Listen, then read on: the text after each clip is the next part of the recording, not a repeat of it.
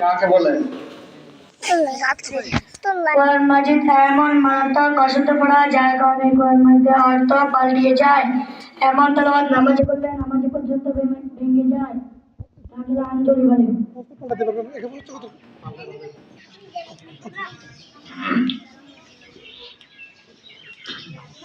তালিমত কয় প্রকার ও কি কি? চারিপাত পাঁচ প্রকার।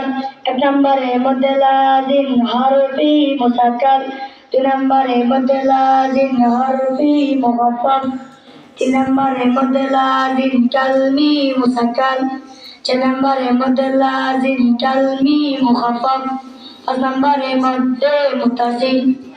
ইজহার হরফ কয়টি ও কি কি কখন হয় উদাহরণ সহ বলো।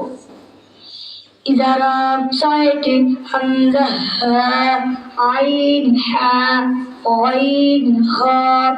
তুমি নুন সাকিনের পরে ইজারা আসিলে গুন্না ছাড়া স্পষ্ট করিয়া পড়িতে হয়।